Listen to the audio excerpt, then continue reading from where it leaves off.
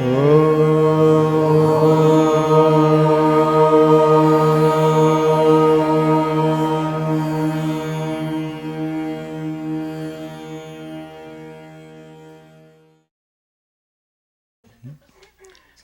that's what even good so-called sattvic food, if it goes beyond the limit, it's no more sattvic. There is a saying that one man's food is other man's poison. So we can only generalize it, but you have to decide what is good to you. What makes you tamasic? What makes you more restless, rajasic? What keeps you in good balance? You should decide your food.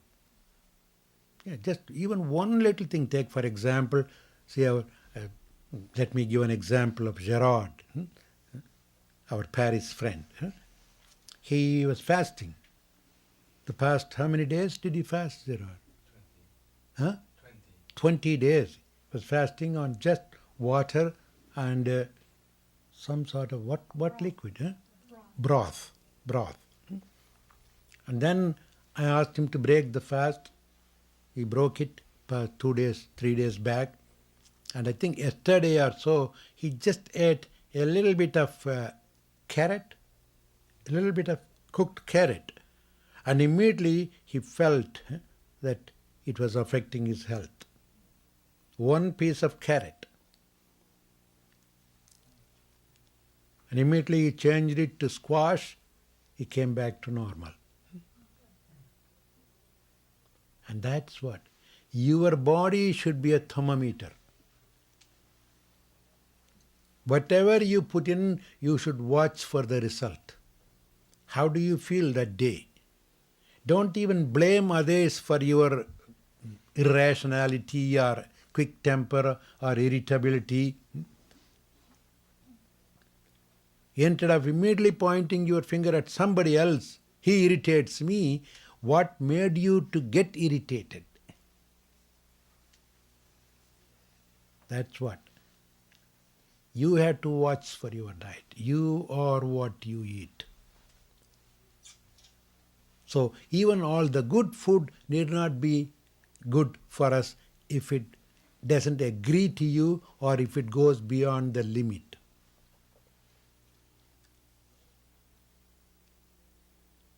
There again, I have to criticize the Western, particularly the American way of eating. Now it's all changing for better. In 1961, when I was returning from Japan to Hong Kong on board the ship SS Himalayas, I asked the chef, you must be seeing a lot of people here. Who are the real refined people in their eating habits and who are the worst?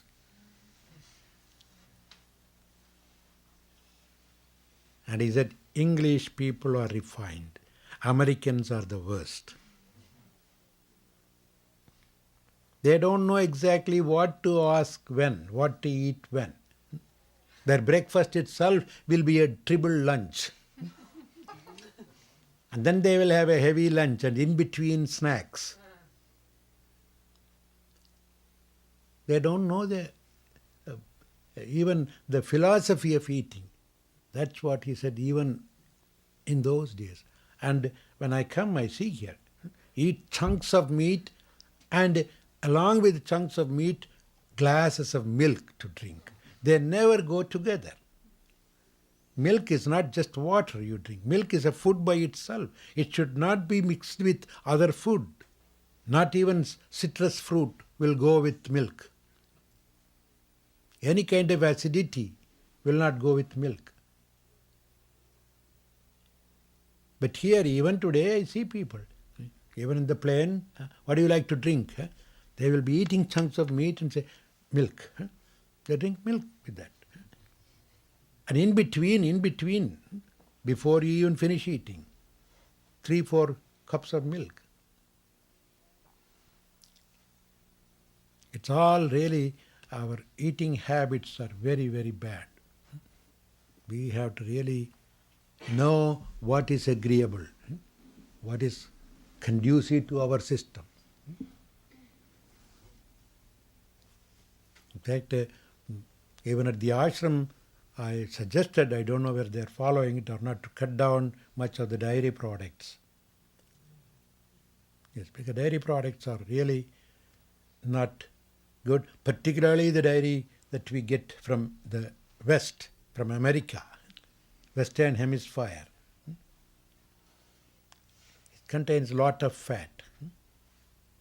And again, unfortunately, a lot of chemicals also. Even cow's milk has a lot of PCP nowadays.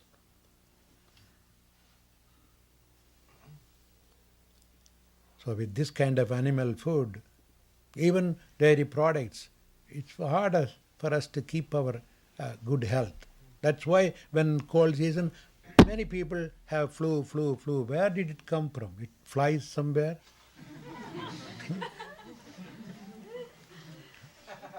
It didn't flew from anywhere else. Why? Because your health, there's no immunity. There's a lot of mucus in the body. If you have too much mucus, you can easily get affected by flu, cold, cough. And it stays for many, many days. Spiritual seeker's body should be almost like fiery body. There will be a lot of heat in the body.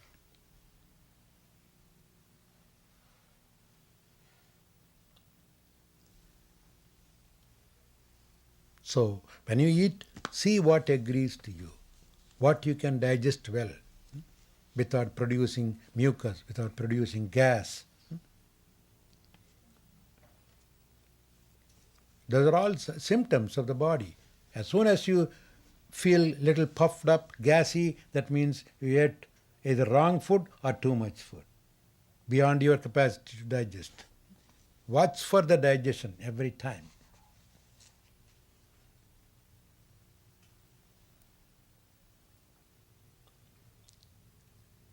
Yeah.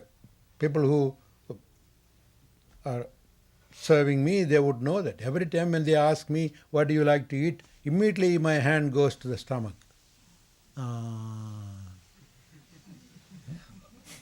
Yeah, I'm trying to get some message from here. What do you like? Are you ready?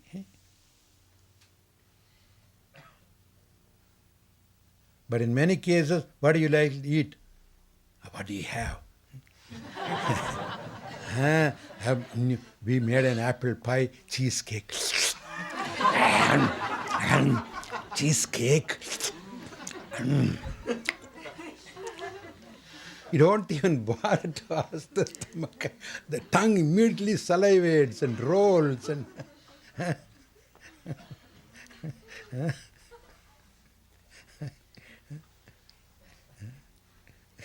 I remember once during our journey, a trip, somebody gave us a nice big chunk of chocolate, and I entrusted the chocolate in the hands of one boy.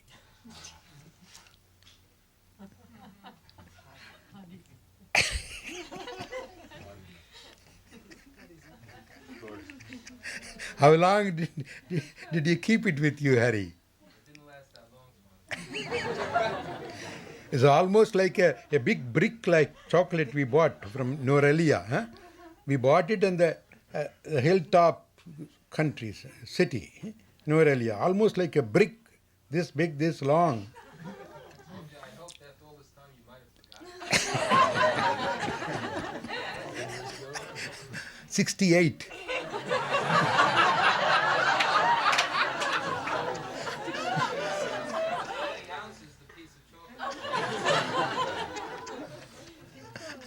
That's why he's still paying me back the debt.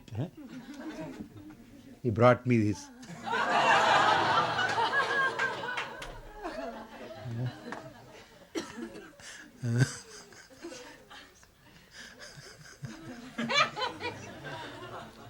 Yep. By the time we went from Nuralia to Velimada is only about 15-20 miles. By the time we drove down to Velimada, the chocolate was gone. He was simply sampling it.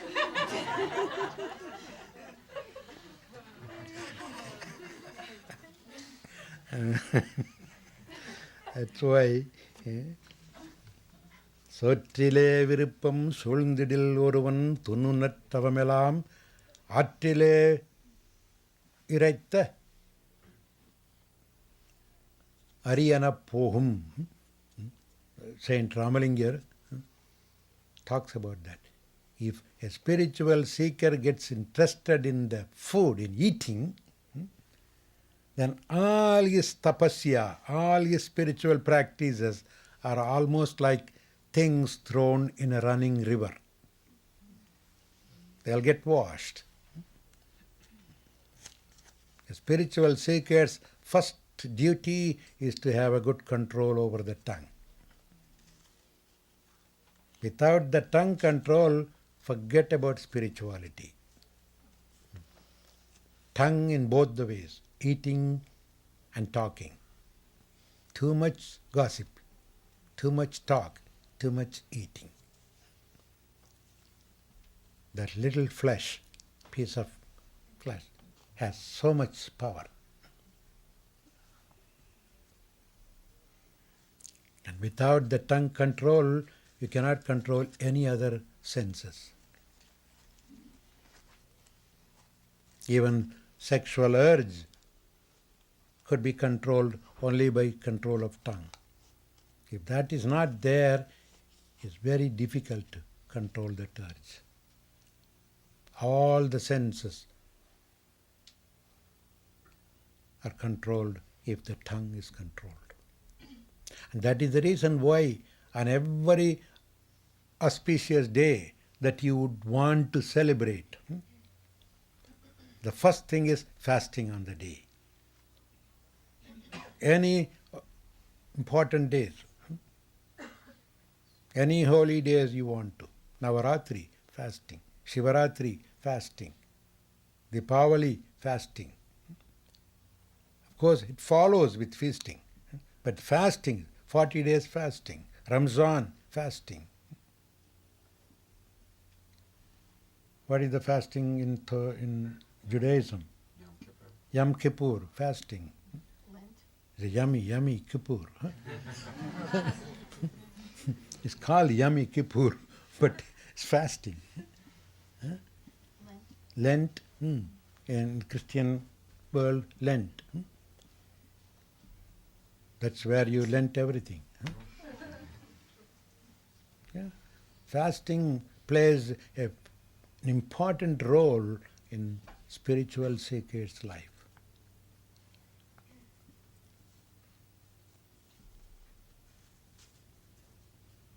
Another, when I eat lightly, I feel healthier and closer to God. Yet, so often I overeat. Can you share some words of wisdom about overeating? It's the same. That's what. When your stomach is full, your head is dull. If you want this to be full, let this be a little dull. Light. If you have enlightenment here, keep this light.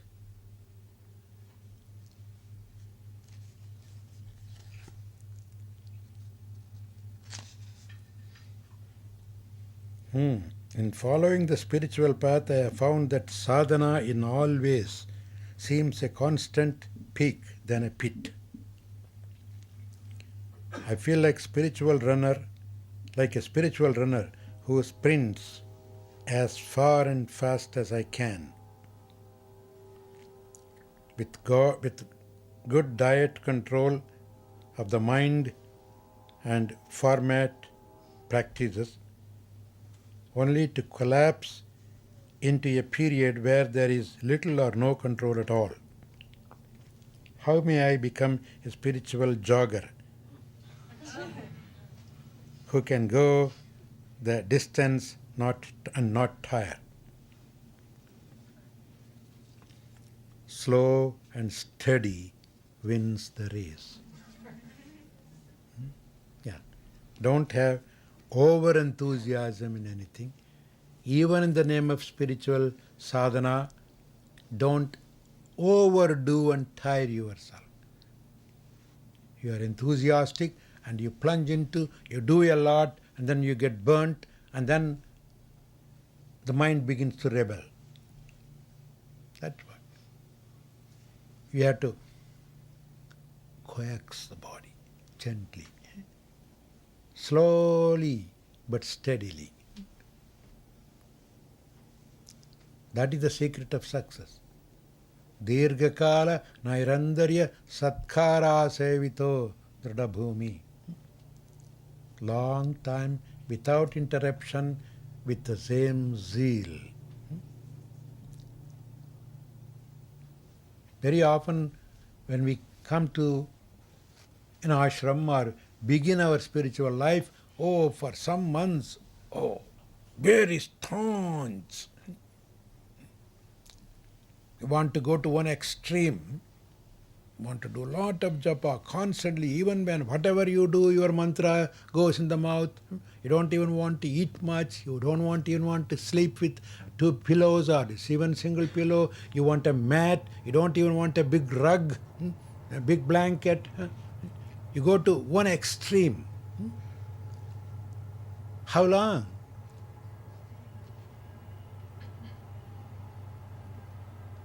Soon, when you get a little tired of that, the mind waits for that opportunity. Now, come on. That's what. No, don't ever do that. Know your capacity. A jogger also should know his capacity. There's no competition there. That's the beauty of jogging, probably. You don't compete with somebody else. You jog with your capacity. But keep moving.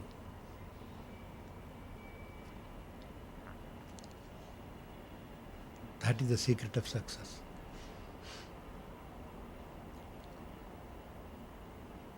And of course, it's natural. Sometimes you face some impediments on the way, obstacles. But if you are careful, you will know, yes, there is something is coming already on the way. Even before it comes and affects you, you can avoid it. That's why you are asked to be constantly vigilant. Jagrata. Always be vigilant. Stop not. Arise, awake. Stop not till the goal is reached. But be vigilant always. Because you are trying to tame your mind, the mind is trying to tame you. It's a continuous tug of war between you and your mind. It slips. So have a good grip. And don't make it revolt.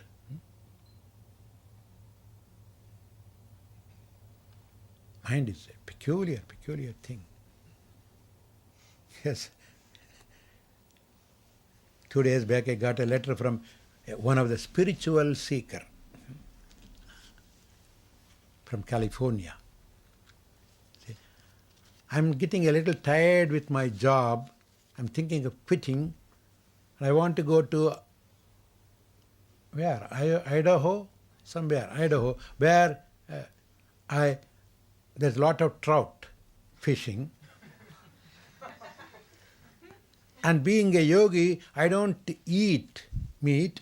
I simply use a sort of a different type of hook. I catch them without hurting them, take it out and leave it back. So it's my pastime. Is there something like that? You can hook a fish without hurting and then take it out and leave it? I think you can take it out, but it's damaging and painful.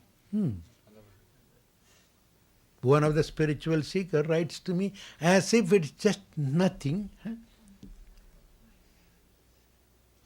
I'm replying to him, replying him, saying that, oh, you come here just for fun, I will just put a loop around your neck, hang, and then before you die, leave it a few times.